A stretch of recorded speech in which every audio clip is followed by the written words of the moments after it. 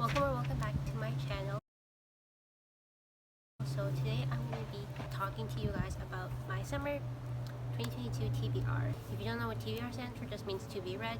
And so essentially I'm going to be talking about all the books that I want to read this summer. So unlike, I feel like most of booktube, I'm actually not really a mood reader.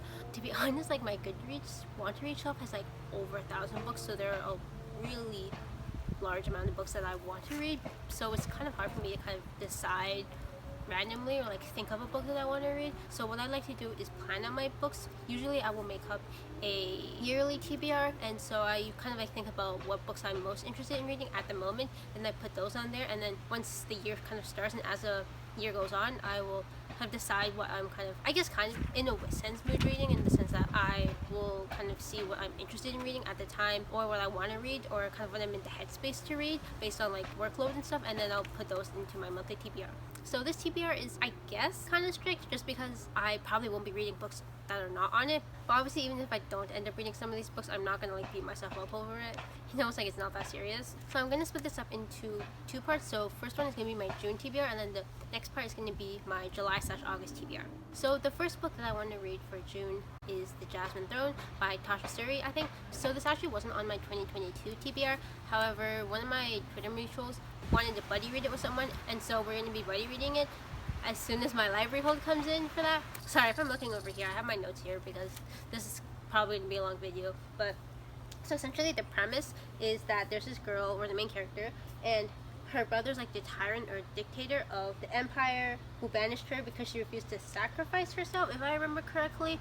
And now she's kind of locked up in this tower, and the only person she kind of has to keep her company is her maidservant. If you were on book Twitter or booktube or book talk or anything, like last year it was part of the, I think it was called like the Sapphic Trifecta or something. So I'm pretty excited to be reading it. It was on my TBR originally, so obviously I'm still interested in reading it.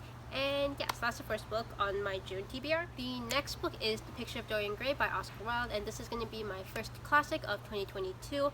So I originally wanted to read Anna Karenina this summer, which is pretty ambitious of me considering I don't really read classics outside of school, but I didn't want to just like immediately start reading an 800-page classic, so I decided to go with The Picture of Dorian Gray since it was more kind of beginner friendly, and you know, it's also a lot of people's favorite classic as well, you know, like 300 pages, Emmy I think, and a lot of other people's, so I figured it'd be a good choice. So next up we have Portrait of a Thief, which is actually my most anticipated release of 2022, and let me tell you the struggle I had to go through to get a copy of this book, because oh my god, okay, so initially when I first heard that Illumicrate were doing a special edition, or not a special edition, but like they're going to feature it in their monthly box, I immediately signed up for the waitlist, right? But I wasn't able to get off the waitlist in time for the April box, and so I ended up just pre-ordering it right from Chapters. But when I got the package, it was like printed really weirdly. I'll like insert some pictures that I posted on my book Twitter. The pages were all like slanted, like the printing was like slanted, and it was really weird. So I contacted them, and then they immediately sent me a replacement, which is nice. But then when they sent me the replacement was also printed slanted, and then what's more was like the binding was kind of broken too. But then the day after I got that, or I don't know, it was like soon after I got that, I ended up getting off the Illumicrate waitlist for May, and then they ended up having like some extra boxes from April left over, and so I ended up getting the Illumicrate version, which I unboxed yesterday. It's probably going to be in my summer vlog or whatever. So I finally have a copy, and it's signed, and it looks really great, and it's printed normally, thank god. But yeah, I ended up returning the 2 copies I got from Chapters and getting a refund, thankfully. Anyway, so the premise of this book is essentially that, oh my god, sorry, there was like a giant bee or wasp or whatever, so this is what happens when you film outside. So essentially the premise is a Portrait of a Thief is that after being contacted by like a mysterious benefactor, Will Chen, who's a Chinese American college student, he recruits 5 other university-aged Chinese Americans to help him in this heist to steal back art from the museums that was originally stolen from China. And yeah, I'm super excited. When I first read the premise, I was immediately hooked, and I knew that I had to read it. So I'm super excited for this book, and hopefully it doesn't disappoint, because it's kind of something that I could possibly relate to. I think, oh my god. So as you can tell, there's been a bit of a change in scenery, and it's actually the next day. So originally I was filming this outside, but then there was too many bugs for me to handle, so I came inside, and then I had to kind of wait a couple hours before filming because my mom was working and I didn't want to like disturb her. But when I tried to film yesterday, my phone kept like stopping the recording after like 11 seconds. So we're trying this again today. Going back to discussing my June TBR.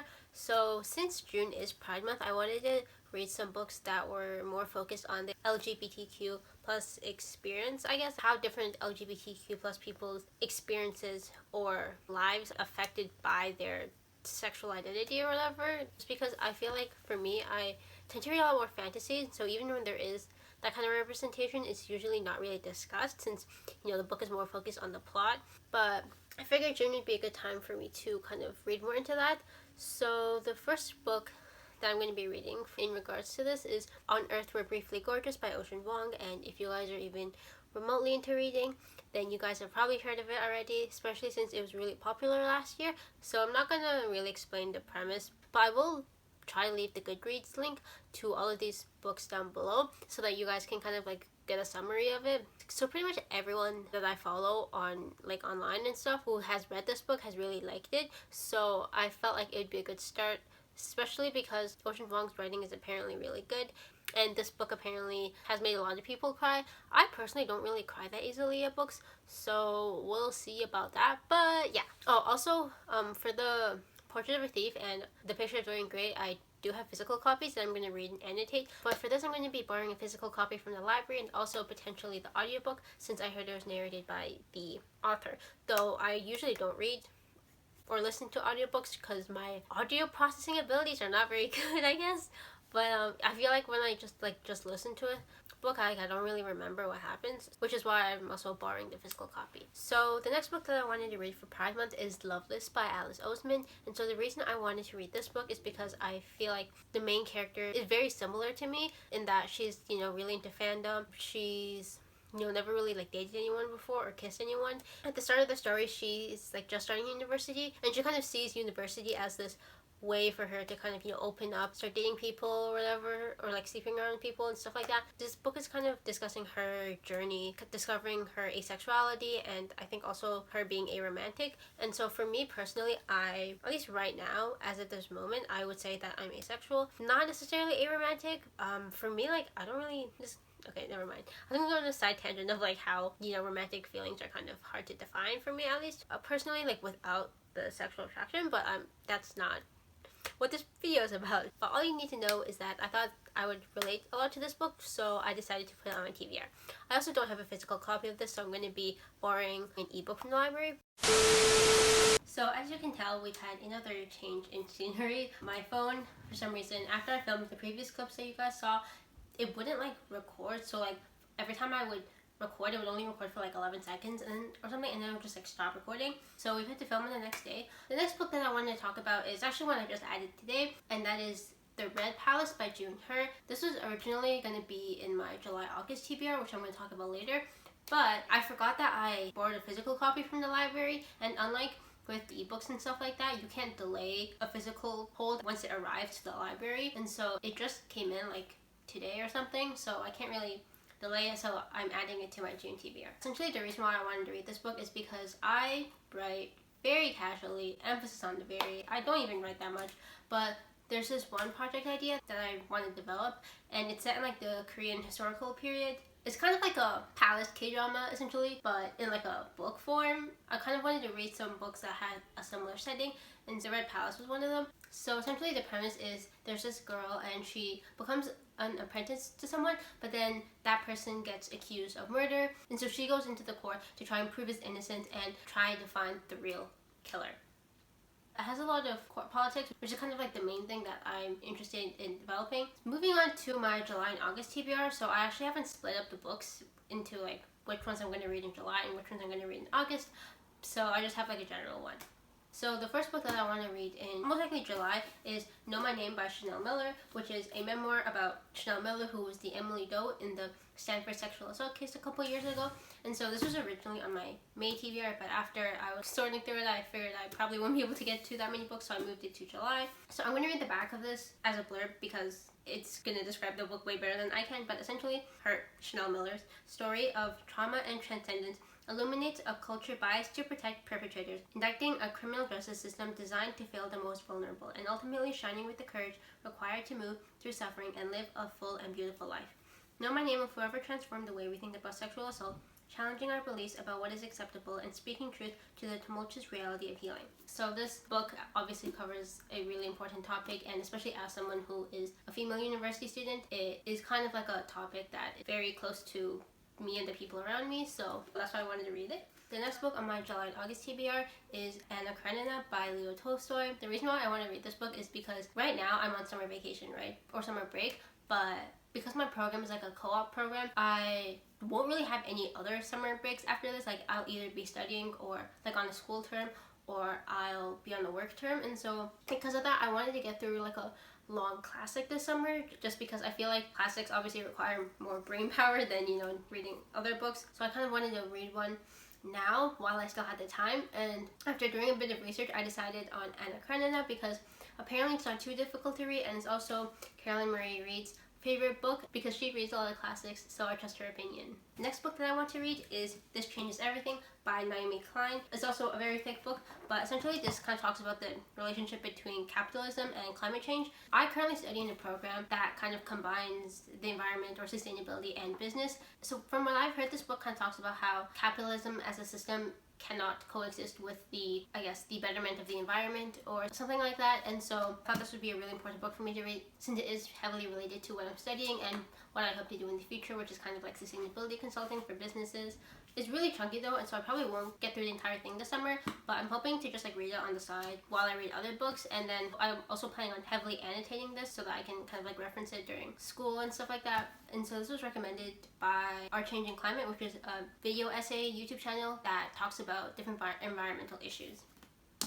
So the next book I don't have a physical copy of, and I'm planning on borrowing one from the library, but that is Normal People by Sally Rooney. So I know this book is very divisive in terms of people's tastes. I know a lot of people hate it, a lot of people really like it, and so the reason why I want to read it is because it's really popular, and also I feel like people that really like it, like really like it, a lot of the people that I follow on booktube, so like Dorian Pages and Books with Chloe, like they both really enjoyed Normal People. And Dorian Pages, like when I was watching like her reading vlog, like she actually cried when she was reading it. And so I'm always looking for a book that can make me cry, because for me I think that's like pretty rare that I cry at books, and like literally any book that makes me cry is like instantly 5 stars. I'm kind of nervous about the lack of quotation marks because I feel like that's definitely something that's going to annoy me, at least at the start, but hopefully I can get over it. Next up we have Vicious by V.E. Schwab, and so I was debating between whether or not I wanted to read this first or A Darker Shade of Magic first, but I feel like the villain's duology is a lot more well received, I guess, especially Vicious, than A Darker Shade of Magic, so that's the one I'm starting off. There's also a duology instead of a trilogy, so it's shorter. So essentially the premise is there's these two guys, they're like really smart, they're best friends, but then one day they have a falling out, and then after like a time jump or whatever, like now one of them is like a really respected or really popular superhero, and then the other one is like a villain, and it's actually from the quote-unquote villain's perspective. Apparently, like from the synopsis, it seems like the superhero is not as morally good as their position would suggest, and so I'm really interested in those kinds of stories, so I'm really excited. So the next book is kind of like I have two options, and so I'm either going to be reading Crooked Kingdom by Leigh Bardugo or Our Violent Ends by Chloe Gong. And so I read the first books in these two trilogies earlier this year, so I actually just read Six of Crows in April, and then I read Our Violent Ends in January, I think. And so I kind of just want to like read the sequel for one of them, most likely Our Violent Ends, just because I read it earlier, and so I kind of want to like finish it, also because Chloe Gong's new book, Foul Lady Fortune, is coming out this year soon, and it's like in the same universe, so I want to be up to date. So I'm probably going to be reading that, but honestly it'll depend on whatever mood I'm in at the time. And so I'm sure you guys have all heard people talk about like the first book in both of these duologies, so I'm not really going to explain the premise. Also because they're sequels, like I can't really explain the premise without spoiling the first books. So yeah, all you need to know is these are both 5-star predictions. So the last book is not as much of a priority, and I probably won't get to it, but I did kind of want to have like a more summary read, just because none of the books on my summer TBR are actually very like summary, to be honest. The next book, or the final book that I want to read this summer, is People We Meet on Vacation by Emily Henry. If you're into romance, then you know Emily Henry is super popular. I think all of her books are set in the summertime. From what I've seen, pretty much everyone like loves her books, and so I figured that People We Meet on Vacation would be a good place to start, since I think it's the most, I don't know if it's the most lighthearted, but I know that beach read is like apparently not as much of a beach read, quote unquote, as you would think. Like it's a lot more like emotional and stuff like that. And so I figured People With Me on Vacation would be a better one to pick, just because I don't really have any like lighthearted books in my summer TBR. So those are all the books I want to read in the next 3 months. I know that most of them are not very summery, but I hope you guys still enjoyed this video and thought it was interesting. Please remember to like, comment, and subscribe. I post not just book videos, but also fashion and university content, so if that sounds interesting, then please subscribe and stay tuned. I hope you guys, once again, enjoy watching the video, and I'll see you guys next time. Bye!